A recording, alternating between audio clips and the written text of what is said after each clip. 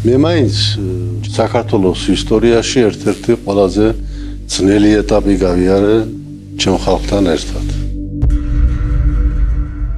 მაქვს ყველან ადამიანს რომ აღარ შემიძლია და დედა როგორ ამხნევებდა და ეუბნებოდა არა, ედო, ჩვენ ამას უნდა გავუძლოთ, ჩვენ უნდა წინ წავიდეთ. ძალიან მებრძოლი იყო დედა. ნელ-ნელა ილეოდა ბაბუაჩემ, იმიტომ რომ მას გამოელია ეს თავის მეორე ნახევარი.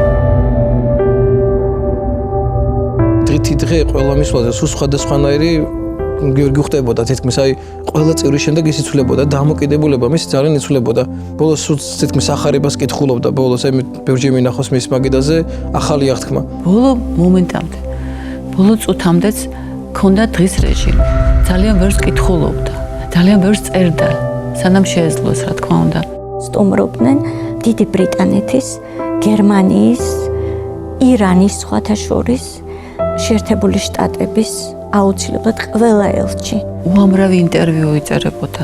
განსაკუთრებით აი თუ კი რამ ისეთი ხდებოდა მსოფლიოში, ისევ გრძნობდით ამას, რომ მოთხოვნა იყო მასთან შეხვედრაზე.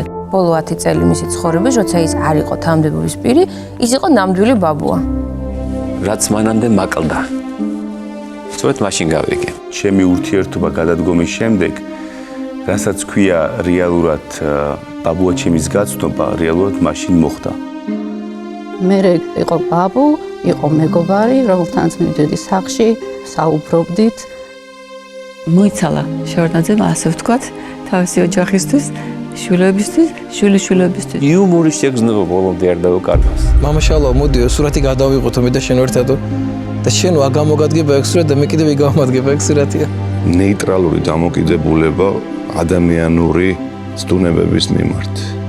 ნებისყოფა, ინტუიცია, პატიოსნება, პრინციპები, ყურადღებიანი, გამგები. ჩემთვის იყო დიდი პიროვნება. ჩემთვის ბაბუ იყო. თავარია გამთლიანებული ნახოთ საქართველოს და ბედნიერი. მეგონი ეს მოხდება. მას შეეძლო ნებისმიერ სიტუაციაში დარჩენილიყო ადამიანი. აი ეს ადამიანური სიდიდე, პიროვნული სიდიდე, სულ ახლდა. ცოტა გულდასაწყვეტი კი არის, სხვა ქვეყნებში რო გაფასებენ, ვინმე შესაძლოა რკოვანაში. ჩემში ცუდი ასოცირება იყო ჩემ ბავშვობაში, სანამ მასთან მივიდოდი, მაგრამ მე ამ წლებმა ბოლო წლებმა ყველაფერი დამანახა სხვანაირად. სამწუხაროდ ქართველებს ძალიან მოკლე მეხსიერება გვაქვს. დრო ყველაფერს ალაგებს. გავა დრო და შევარდნაძის ფას საქართველოს მიხვდება აუცილებლად. 21 საუკუნე და შემდეგი 1000 წლეული ბედნიერების მომტანი იქნება ადამიანებისათვის. თუ კი პოლიტიკოსები, სახელმწიფო მოღვაწეები და ადამიანები იაზრონებენ ახლებურად. ახალი აზროვნება არ არის რომელიმე ეპოქის პრიორიტეტი, რომელიმე ეპოქისათვის დამახსოვებელი.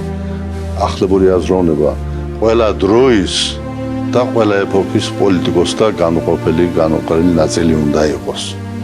მე მინდა მიმართო ჩემ შთამომავლებს 21 საუკუნის ახალგაზრდებს და შემდგომი საუკუნეებსაც, რომ არ დაივიწყონ ეს შეშმარიტება.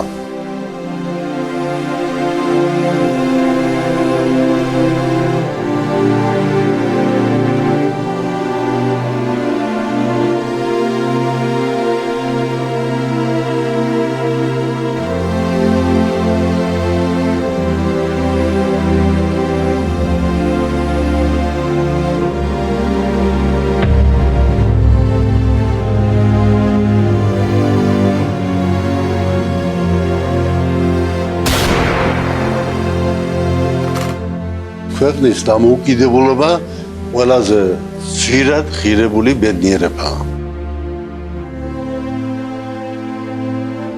აი ამ ბედნიერების შექმნაში მე ვფიქრობ, ჩემი ხალხი რაღაცა წილს შემთხვევას გაიმეტებს. შეფასების დროს.